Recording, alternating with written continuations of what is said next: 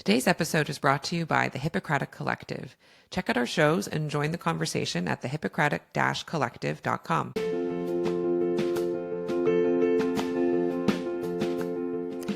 Hello, I'm Joan. I'm a Canadian family physician who also works as a restorative medical educator, facilitator, and coach. I create spaces that rehumanize the work of healthcare. I'm creating this podcast to remind myself, as well as anyone else working in a helping profession, that when you are working and caring for your human patients, you are the other human in the room. Hello there, healthcare humans. Thank you so much for coming back for another episode of The Other Human in the Room. Another solo episode by yours truly, Joan alone at home. And I've been missing doing these. I'm hoping I have a little bit of time later today. I might batch make a few of these because I feel like I have a backlog of things to say to you all, which is a fun position to be in. I've really enjoyed how many conversations I've had with other healthcare humans and conversations I've had on experiential anatomy with Jamie, my other podcast. But like, there's something about just sitting down, talking to a camera, feeling like I'm talking to no one, but knowing that I'm actually talking to a lovely community of healthcare humans. And I often hear that these are the episodes that some people actually prefer. And I love doing them. So very happy to be back with another one. This particular episode, I've had a Google Doc pending about this idea for some time. Like, I think literally a year or more. It's a concept that I've heard ever since I became a physician, certainly, but since I started doing coaching work, there was this term that would come up when folks I was like teaching in a workshop or coaching, they would say was the reason that they couldn't do something that they wanted to do. Or it would be a reason that they felt a lot of like guilt and shame and anxiety about their work in healthcare and that was the notion of needing to be a good team player. Is that kind of like triggering when I say it? Sorry if it is. It is a little bit for me. And I noticed that some things in common for folks that really worry about this are folks that, have some people-pleasing tendencies, which, hello, I am one of you. We're all on the same people-pleasing team. Yes. Folks, I think also with like perfectionism, feelings of lack of belonging or imposter syndrome, some of those like classic terms that you may have heard me say before. But this notion of, first of all, if you're thinking of doing something that's to benefit yourself in your own direction, a common reason that we don't is that we're afraid that people will stop thinking that we're a good team player. I can't work less. I can't change my hours. I can't change my workflow that's asking someone to do work for me because people will think I'm not a good team player. There's that. Also, even if you're not planning to make any changes, but you're just sort of in the thick of it, you're trying to find your way. I know for many of you and for myself, that real like anxiety about not knowing if you belong, and especially if you're in a working environment where there are a lot of false conditions of belonging and shame stories and judgment or competition or comparison or complaining about each other behind each other's backs, which I see in many ecosystems that involve other humans, including healthcare for sure. There can be this anxiety of like, I need to make sure I do the most and I'm extra good at what I do and I'm being so helpful so that people think I'm a good team player. So I feel that sense of like belonging and I'm trying to outrun my fear of being rejected by this group. And that's really tricky, especially because if the group you're trying to not be rejected by is a bunch of really burnt out, unhappy people, you could be chasing that dream forever of them finally like giving you words of affirmation when they don't even have words of affirmation for themselves, right? So I feel like those are two separate but connected times where the good team player word shows up, and so I kind of wanted to explore both of those because they're interconnected and also just because they're both connected to this term of being a good team player. And I thought I'd start with an example that happened a little while ago now, where so, I'm a family physician, so I will get messages sometimes from specialists asking me to do things. And thankfully, the College of Physicians and Surgeons of Ontario, which is the province where I practice, they have put it out a policy saying that family physicians, or just like a physician, doesn't have to do work just because another physician asks them to. If there's someone who is recommending a test to be done, and the person who's recommending that, it is within their scope to do it, then they are the ones that are meant to do that test, instead of having a thing that can happen, which is that specialists can sometimes treat family physicians as if they're like physician assistant or resident. There's nuance here. There are times where it's totally fine, appropriate, understandable to do work in collaboration with a specialist. But there's also times where a specialist sees your patient, plans to see them again, and, they're of a specialty that absolutely can order certain tests. And the reason they want to order those tests is because of the thing that you asked them to see it about. And then they're asking me as a family physician to do it. That's a no. And thankfully we have some policies around that too. But it can feel kind of nerve-wracking to think of actually saying no to a specialist, because again, they won't think you're a good team player. They won't think you're being collegial. You're not a good colleague, all of that sort of stuff. In this case, it was interesting. This was a specialist who I'd referred someone to because they had an semi-urgent, not emergent, but a need for timely care because an organ function was starting to decline rapidly, not in a way where they needed to be in hospital, but where you're kind of hoping to keep them out of hospital by having them see the specialist. And the specialist hadn't seen the patient yet and was I think going to see the patient the next week. So was going to see them soon. But in the meantime, kind of dashed off this note that was faxed to my office that was can you order all these additional tests? And can you send this patient to the ambulatory care at the hospital for this IV treatment? And so I'm sitting with it.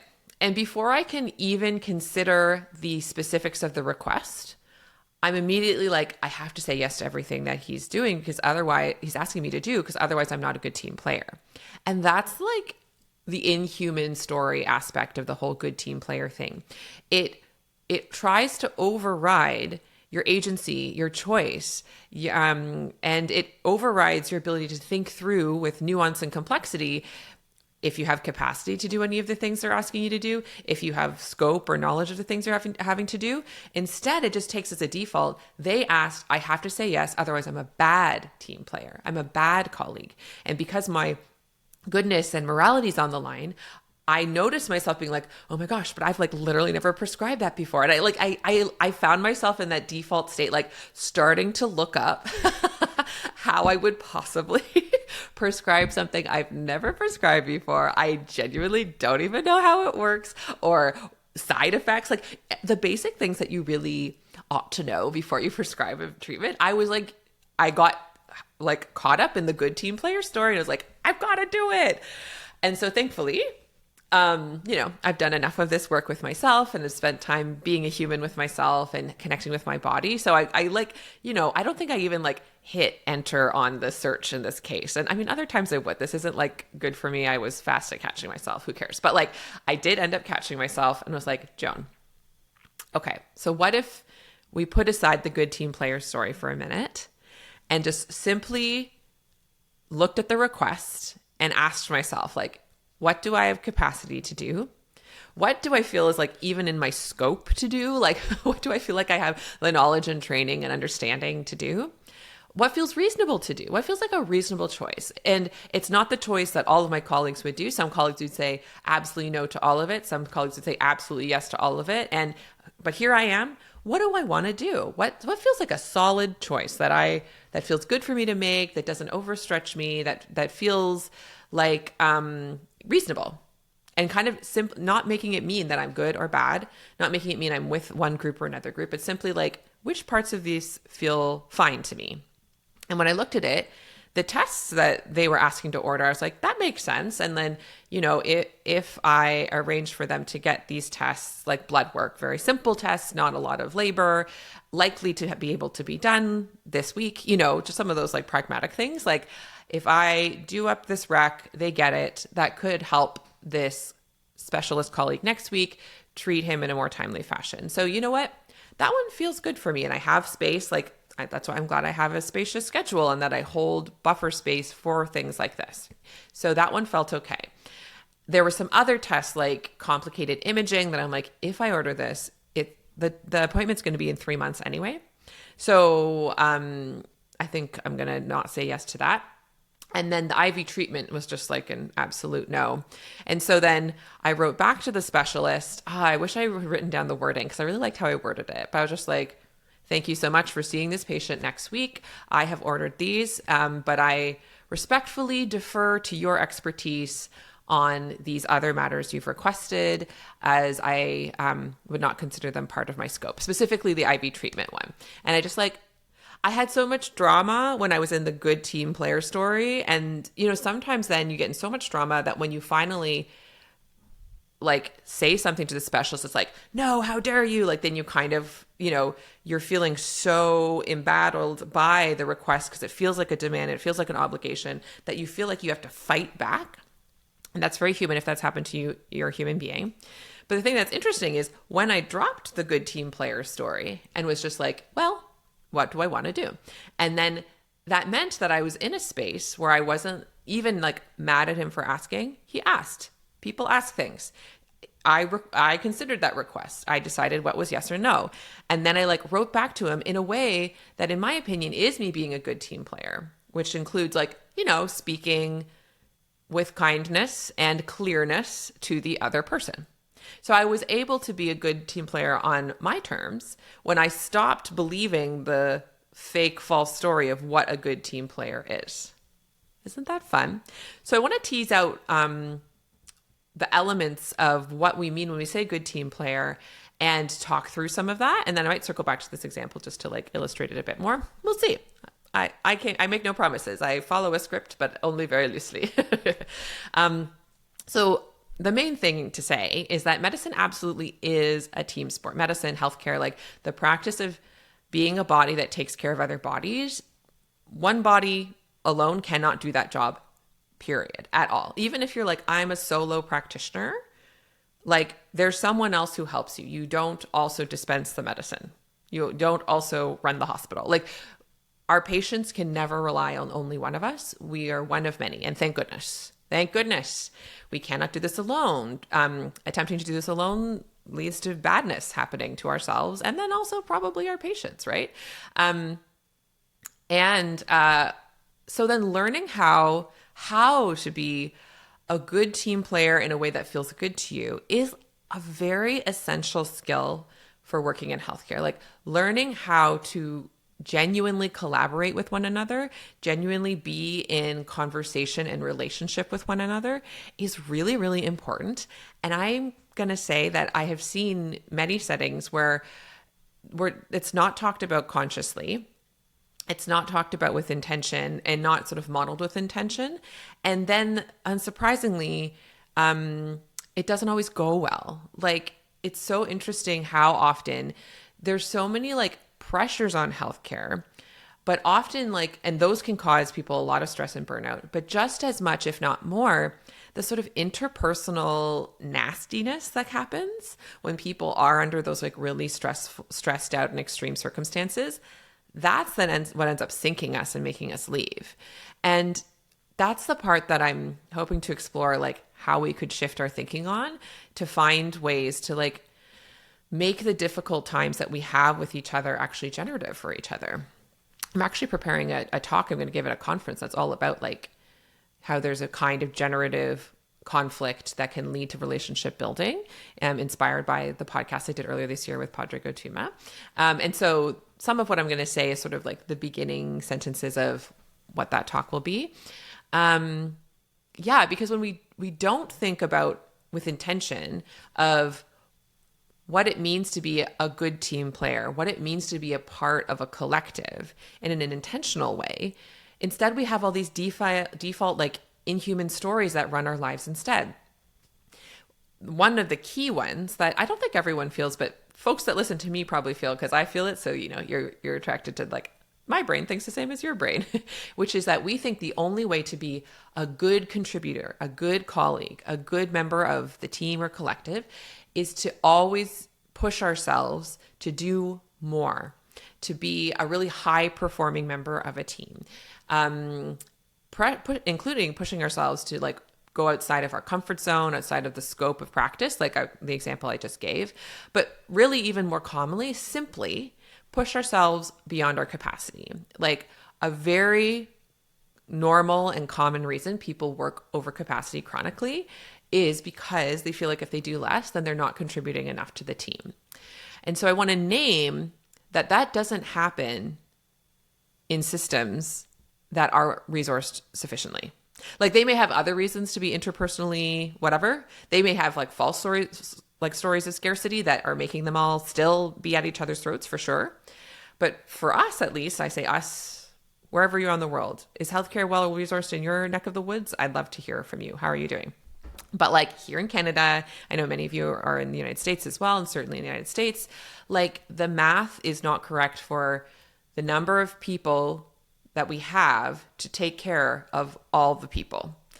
And so when a system is under-resourced and there aren't enough humans to begin with, it feels much higher stakes to say no. Like the pressure to say yes to a higher workload than is beyond our capacity is super understandable because there are real human patients waiting for someone to take care of them. And there's like this math that where you can kind of personalize, like if I did more, I could solve, the crisis of there not being a family doctor for every patient. Like if I decide to do less, I'm betraying the team. And the idea of scaling back and doing less, it feels like a betrayal of your colleagues.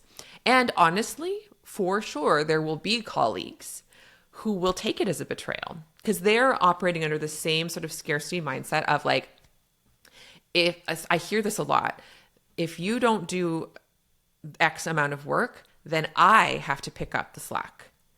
I hear it both ways. So people who are wanting to work less but feel like they can't, they're like, but if I say no to this, then my colleagues will have to work harder. It'll fall on them. And then sometimes it's the other way where it's like, I'm so resentful of that person because they're working less and that means I have to pick up the slack. And I want to name that in terms of like, if the goal is to keep doing the same amount of work and one person starts doing less, then it does make sense that other people on the team would naturally try and do more. Like that is like an understandable strategy in that situation.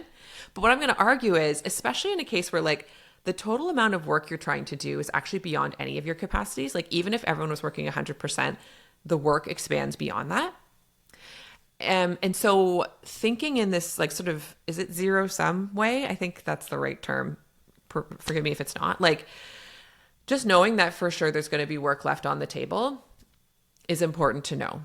Even if everyone's working 100%, there's still patients waiting. There's still patients not getting the care in a timely way. And so it's an optional story to say that the other people have to pick up the slack because one person's doing less, right? Because this is like, I have two kind of major points I want to make in this episode. And this is like major point number one. In my perspective, the best team member is a team member that is rested, that is resourced, that is grounded, that has a sense of spaciousness and abundance. That is the best team member. And that's not to like shame if someone's under a period of stress, like you're not being a good team member. But what I mean by not good team member is like, so if you already are at your limit or beyond, you don't have anything left to give the team.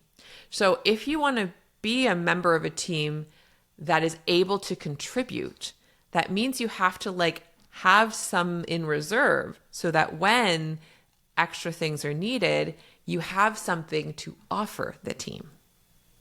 Right? So put it another way. How do you notice that you contribute to the team when you're stretched so thin that you start snapping at people. How do you show up and contribute to your teams if you are so burnt out that you hate everyone else on your team and you are showing up resentful and angry and judgmental of other people, right?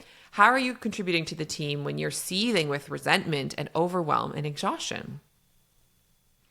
And I say that, like, if you're like, why are you telling on me and, reading my diary? Like, I've been in those spaces too. When I was feeling really burnt out, suddenly I had a lot more judgment and frustration and kind of desperation for people in the teams around me to quote unquote be better. And it's because I was so burnt out. I was feeling like I need for them to be calmer. I need for them to actually step up and do more. Like, I was feeling so desperate. And that means like I wasn't being the best team member I could be, not even a perfectionist way, but just like I'm showing up to conversations defensive. I'm showing up to conversations and I'm checked out. Like, I'm not even doing anything. I'm saying, oh, I'll just do it instead. And then being really resentful for it afterwards. And then doing a half-assed job because I don't have time to do it. And then blaming other people. It's like, well, if you help me, does any of this sound familiar? This is what happens if we are chronically working over capacity. We simply can't be the best team member we could be if we're chronically working over capacity. It's just not how the math works, right? So, as I said, what that means is there will always be work left on the table. There will always be patients left unseen. And that is not my individual responsibility or anyone else on the team's individual responsibility. I do think that's sort of our societal collective responsibility. The system as a whole, I certainly hope, is looking at the math of that and saying, okay, so how do we address that? But what I take as my personal responsibility is to say, I'm my best when I am resourced. I am my best when I am working under capacity. I am working best when I am doing the kind of work that allows me to be aligned with my values and showing up in ways that are more authentically me. I simply am able to do better work in that case. And when I do my best work, I am the best team player. I have space to hear someone venting. I have space to mediate a conflict between myself and someone else or between two members of the team. I have space to hear out my one team member who is feeling sad or whatever. I have space intermittently to see some of my colleagues' patients because I have not maxed myself out as a result. It means I won't always say yes, but it's this deep irony of if I say no to enough, then I have space to say yes as it suits me. And then I'm able to be look at me being a good team player, And I will say, it is useful if everyone else is on the same page of it. It is harder emotionally and interpersonally if you have a member of your team who's everyone, if you're not working 150%, you are letting the team down. And I'm aware, sometimes people literally say that, and that's a real bummer. And actually, honestly, especially in those times, if you have someone who's quite vitriolic, that's totally bathed themselves and brainwashed themselves into thinking the hustle culture is a real sustainable way to practice medicine, and they're coming at you and coming for your throat if you're not going to the max like them. In those circumstances in particular, it is essential that you find ways to keep yourself as rested, resourced, and grounded as possible, just so you don't lose your mind, right? That's where getting real still and real this person's coming at me with a lot. I could respond to it by trying to meet their impossible standard and dying in the process. Or I could say, find creative ways to hear what they're saying and then continuing to do what I want to do anyway, knowing that that is the best way I can contribute to the team, right? And so another way to say it is, it doesn't serve me to jump into the stormy waters and drown with my teammates. If my teammates haven't found their way to solid ground for complexity of reasons, their life circumstances, their mindset, whatever is going on, that's not my business. I'm staying in my own lane over here, but they're over there and they are feeling the rocky storms. Me jumping in with them and drowning with them won't make me a better teammate. I mean, yay, we all go down together, but actually, if there's need then in that team, me keeping myself on solid ground is the best way that I can be a team member for them. Even if it means having to weather like the must be nice comments, whatever comments you might get, you'll have the resource to say, yeah, it is nice. And then, hey, and you want me to pick that up for you or not, or I hope you are well. Thank you for all the work you do. Now I'm going to go do my work, And like, I don't want to only give examples where I'm like picking up more work because I know that is like the team member mindset. And sometimes being a good team member is not picking up the extra work. So I want to name that too. Like I said before, like this notion that saying like, if I do less, then someone has to do more. Emergency rooms close. Like even like, I'm a part of this like complex call agreement. And, that means that the ministry, if we chronically weren't fulfilling our call duties at some point, I imagine in the future, I don't know how often are they even auditing? They seem pretty under-resourced themselves, but like perhaps in some future date, that would have a consequence. And that is not nothing, but that is also not saying that means we always have to. The goal is to fill every call slot. And, so far in our call group, we've never, I don't think, had a time where someone like completely didn't do a call clinic, but say that happened. So like in this is completely theoretical, but say there was like, your regular call shifts and there was a time where like literally no one was available. Obviously that would be unfortunate for patient care. And like something else would happen, like emergency rooms close. And is that ideal? No. And that's a systemic issue.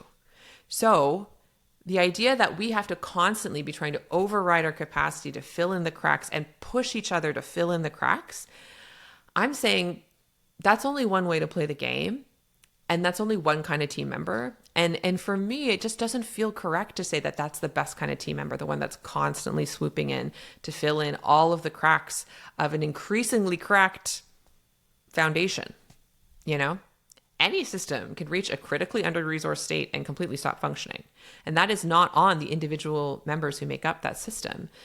The best way I know how to contribute to that not happening is by playing my own part of the game in a sustainable fashion.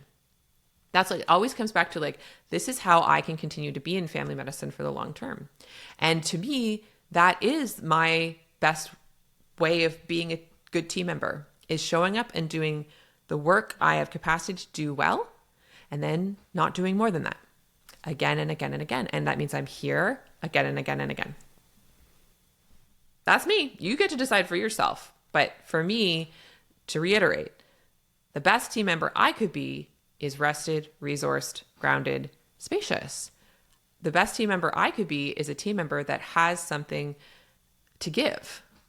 And that means holding on to some for myself and not doing the most all the time.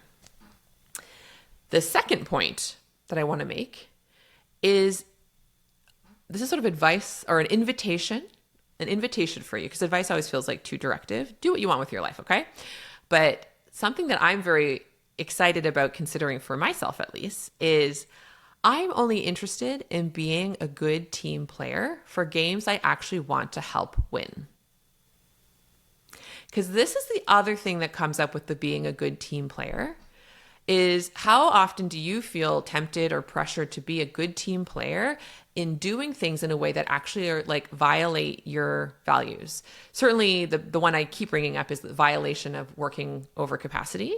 But even like I felt pressure in that moment, believing that good team player, people-pleasing story, to order a treatment I've never ordered before, don't have knowledge of how to counsel the patient, don't have knowledge of, what parameters to ask the nurses to look for, if medication is needed, for if side effects come up, I was pushing myself to, in a direction that like didn't actually serve me.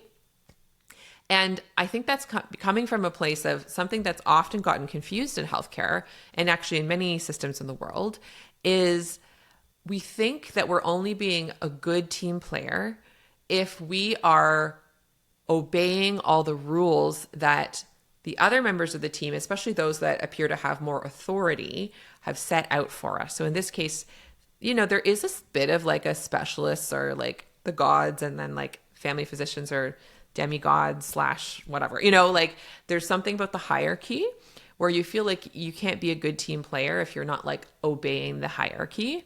A couple sayings that I have in relationship to this is collaboration is not the same as compliance.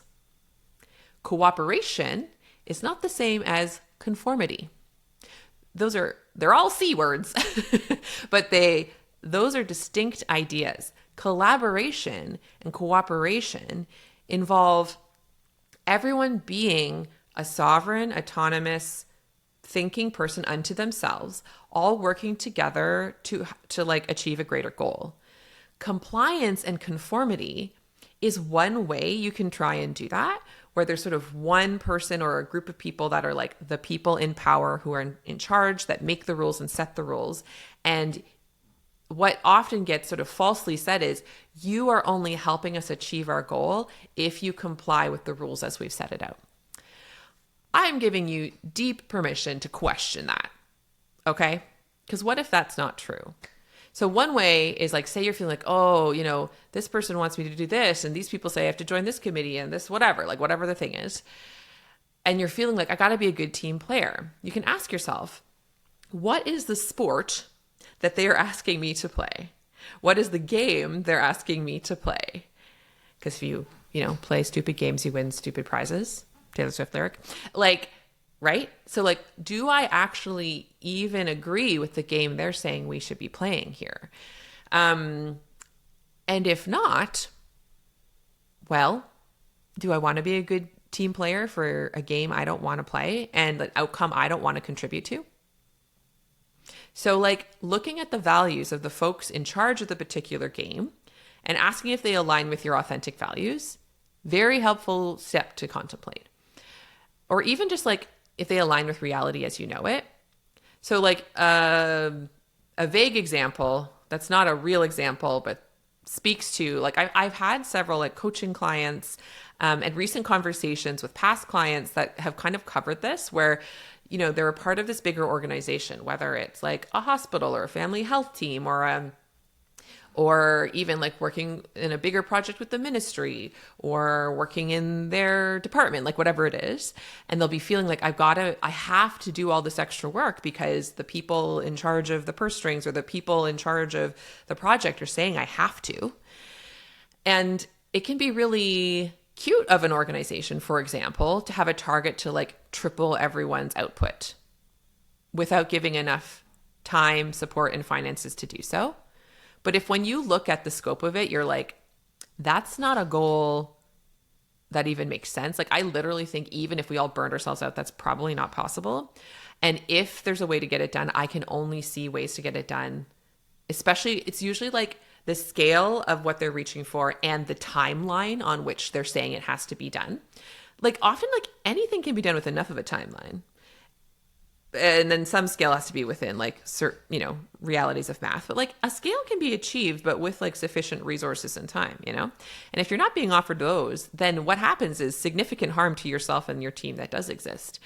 And so maybe it's okay to not play that game particularly well. Maybe you get to decide which part of that outcome you're actually interested in working towards. It doesn't mean you have to be like totally pulling the project in a completely different direction.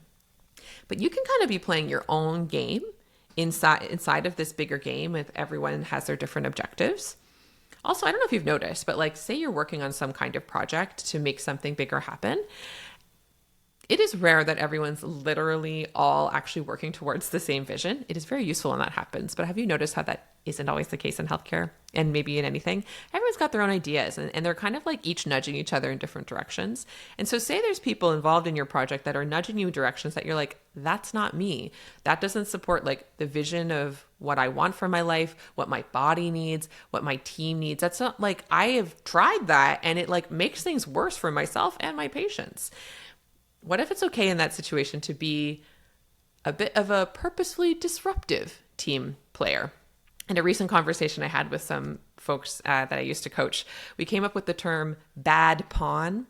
Like, what if you could be a bad pawn in this particular game? You're still in the game, but you're maybe not like totally on board for like helping to checkmate the opposing team's king. You're like kind of like over here in your corner, just like trying to take care of your fellow pawns. And that's what your little game is. And instead you're like playing the game you actually hope to win, which like the thing that's beautiful that I hear again and again, like folks I'm talking to, the game they're hoping to win isn't like to steal a bunch of money from an organization. The game they're hoping to win is like, I believe in what this leader is saying is the ultimate goal, which is more care for more patients. That's pretty much always the goal. It's like more care, sort of better quality care, for more patients. Ultimate goal of most things happening these days, right? But the way that this particular organization is saying we need to get there seems like it's at cross purposes with that goal. So I'm going to like agree with their ultimate goal. And then I'm going to go play the game that I think is actually going to get us there over in this corner. And that means that I'll probably like fail to meet their benchmarks and their deadlines. And I'm going to feel okay with that because I'm ultimately a bad pawn in the deadline meeting game, but a good pawn or a good team player in the more care for more people game, which is the one I think that I want to be playing anyway. You know? So another example that is a theoretical example, but it came up. I was recently a co-host on this other podcast called Social Rounds. It's part of the Hippocratic Collective. It was super fun. And we were talking about AI scribes, and the co-host, Tony, was saying like, I'm worried about AI scribes in an organization being like, oh, great, we've made the doctors more efficient. And so now then they're going to say, now you can see more patients. And I was sort of doing the thought exercise of like, what if that was me? And I was in the system and I really wanted to chart less. So I wanted to use an AI scribe, but I also knew that like, even if I charted less, I only have so much capacity to like, emotional energy to hold space for patients. And like, if I saw more patients, it would be kind of at cross purposes of me getting more efficient. Then I was like, I'd be really interested in like creative ways to be a bad pawn in that game. So it's like, I'd use the AI scribe, but then I'd pretend I was really like slow at editing. I don't know. Like, I would involve some amount of like obfuscation and like not being honest, but sometimes you got to be a bad pawn in these ways and like, gosh, it just didn't make me that much more efficient. So I'm not going to see more patients. Or you could be less lying and more upfront, being like, listen, I'm going to use the scribe. I'm going to get more efficient, but I say no to more patients. Thank you very much. And like, see what happens. You could be more straightforward as well and honest. That's another beautiful way to do it. I have the liberty of doing that in my situation because I don't have like a direct boss who's hired me. I am self-employed. So the only person I have to be direct with is myself, saying, Joan, you think that if you use an AI scribe and you're more efficient, that means you have to see more patients? That is an optional thought. So for myself, that is what I've done. I did not pressure myself to see more patients, even though it became more efficient with AI scribes, right? So I chose the game I wanted to play, which was honoring my capacity, noticing the number of patients in a day that it felt good to see and not pushing myself beyond that, even when other parts of my work got easier. Just another example. So those are the two big points I wanted to make. So when you're feeling this pressure to be a good team player, in my opinion, being a good team player is finding ways to stay rested, resourced, grounded, spacious, to have something left to give to the other people on the team from time to time. And to do your work in a way that's like your highest quality work. That's also you contributing to the team, even if you don't have like extra to give, right? And then the second point is you only have to be a good team player for games you actually want to win. Because collaboration is not the same as compliance. Cooperation is not the same as conformity. You get to decide when you actually want to be non-conformist and non-compliant. And that is your beautiful contribution to and collaboration for a goal that you actually want to help achieve. So the last thing I thought I'd share, because my invitation to you is, so through this, the question I have for you is, how would you define for yourself what a good team player is to you? And what games do you think are actually worth playing? Ask yourselves that as often as you need, and especially when you feel that, the only way to be a good team player is to push myself beyond and comply and conform and all that, like settling down and saying, wait, in this circumstance, what does a good team player look like to me? which games here am I actually interested in contributing to being successful? So that's my question to you. And I thought I would answer for myself what my answers are in this moment. So I wrote out a little list. I don't think it's complete, but these are some ideas that feel very true to me, not just in the theory, but I notice that when I practice these things, I actually contribute to a healthier team dynamic. People, I'm offering something and receiving back. I notice that we actually get more done or get things done in a way that feels satisfying and effective when I am operating in this way. And again, that's, I think, the definition of a good team player, right? So here's a few things that I think make a good team player. A good team player is one who knows her limits and intentionally works within them. She may occasionally commit to a sprint that uses up more of her energy than typical in order to serve some need within the team, but with clear timelines and boundaries around how long that sprint will last. It's actually a very specific example that I've used many times. And this past month, I actually used in relationship to the Hippocratic Collective, which I'm still happily a part of. This past month, one of our main co-founders went on sabbatical, which huge celebrations to her and for doing that. And so I considered and offered specific increases of work to sort of help keep things running behind the scenes, but for the specific period of time of the 1 month. And now we're actually right at the end of the month, because we're starting a new month now, and I'm celebrating the fact that that felt so good. And part of why it felt so good to give that little extra is I knew it wasn't forever, and there will actually be a completion and an endpoint to it. And that feels great. A good team player communicates well, including when she communicates badly. She keeps showing up and expressing her human self and listening to what others are saying.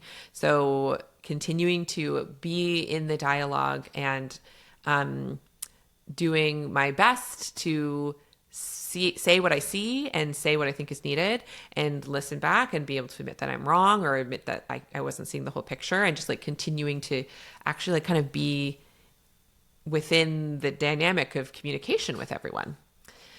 A good team player moves at the speed of trust. That's one of my favorite expressions from emergent strategy, move at the speed of trust. And so that means she doesn't play a rushed game. Deadlines in my world, they need to be self-made by the team themselves in order to be actually meaningful, in my opinion. Otherwise, they're just cute suggestions that are fun goals, but are not cannot be hard stops, in my opinion, if they want to be done well. And even then, they're just suggestions. It's a hypothesis of I think that we as a team can probably reach this goal by this time. Let's see if we can do it. Because it's nice to have a structure. But say you get there and you haven't done it, then you move the deadline versus destroy the team, And rushing, good work and rushed work, just the equal sign has the slash between good work and rushed work, truly. A good team player doesn't expect more of others than she does of herself, or vice versa. Everyone's human on this team. She also holds space for difference in terms of differences in capacity in different team members at different times, differences in perspective, so important, actually vital and essential for a good team to have difference of perspective, difference in skill set and zones of genius. That's the real magic of being a part of a team, is I don't have to be good at everything. Different people can be good at different parts of it, and we can celebrate and rely on each other to be in our zones of genius to get the work done. And she finds ways for everyone to use their capacity, perspective, zones of genius in ways that serve the team best. A good team player puts the problem in the middle. I won't get totally into what I mean by that. I have a whole past episode of the podcast that's about conflict that talks about this concept, and that's going to be in my talk on conflict. But essentially, instead of taking things personally when things aren't going well and blaming each other, always again and again putting the problem in the middle. We haven't solved that problem yet, so it's not that someone's not picking up the slack and someone's failing. It's okay, that person didn't do what we thought they could by that time. That's the problem back in the middle between us all. Where do we go from here? A good team player looks for the party inside of everyone and it treats them accordingly. Treating people as their highest, best selves, most resource selves, even if that's not how they're presenting, and seeing how often that helps them actually reflect some of that highest and best self back to you. Not in a way that it's owed, but it's amazing how often that happens. A good team player leads with curiosity, compassion, and creativity, starting with herself. Like a good team player, first and foremost, has to be on her own team and has to be in a space of loving herself. I'm saying her because I'm a her, but like whatever gender you are, this applies to you, obviously. And that's how then I can show up and contribute well to a team, right? There's so many more I could say, but those are the ones that came to me when I was writing the script this morning. And then a few things that came to my mind when I was thinking about a good game worth playing. A good game worth playing has an outcome that increases the thriving vitality and well-being for all involved. A good game worth playing is slow, paced, and worth waiting for. A good game worth playing is one that feels good to play, no matter what the outcome of a particular match. So those are what I came up with. I bet if I had given myself more time, I could have expanded on that, but those felt like really grounding for me to even think through. And I can imagine myself, I'm involved in different kinds of work right now that involve more collectives, like a Hippocratic collective, doing work in my community to help map out like a new teaching site for family medicine residents, which is really exciting and involves, again, being a part of this bigger community. And I'm really actually grateful, I guess, to myself. Thanks, self. But like, this is a well-timed podcast for me to really ask myself these questions instead of going back into some of that people-pleasing, fawning behavior, but really thinking like there'll be all these different ideas, but what is the good game that's worth playing for me? And what does a good team player look like to me that I want to show up and like have that be my contribution to the whole? To me, that's the only definition of good team player that's worthwhile. And every other version where it's about just following the rules and making everyone happy and never making a mistake and being seen as perfect and never having someone have any reason to judge you. Sorry, folks, those are not on the menu. Even if you do your very best to do what you think you need to do to make that definition of good team player your reality, other humans are going to think whatever the heck they want to about you. And you usually burn yourself all the way out trying to do that. So I'm hopeful that these definitions of good team player will hit a little different. And remember, being a bad pawn, also a good time. Being a disruptive bad team player on games you don't agree with could be a good time too. It's its own kind of game. So you could be on a team with me in that case. We can be good team players in the humanize and disrupt healthcare space, even if that means that then on a particular project, you're technically being seen as the bad team player. You're on my team, period. You're all on my team forever, okay? All right, so with that, I'm going to sign off. Thanks for listening as always. And yeah, sending love to all you healthcare humans out there. You are doing the work. You are doing beautiful things for yourself and for others. And that's more than enough. All right, bye.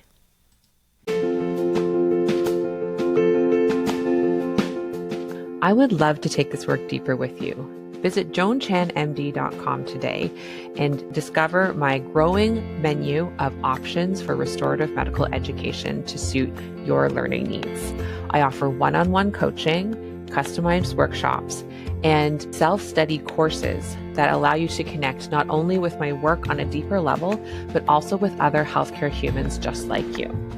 So if you want to start humanizing your work in healthcare to a deeper level and do it in community with others, please visit joanchanmd.com and find those options and what fits you and your life today.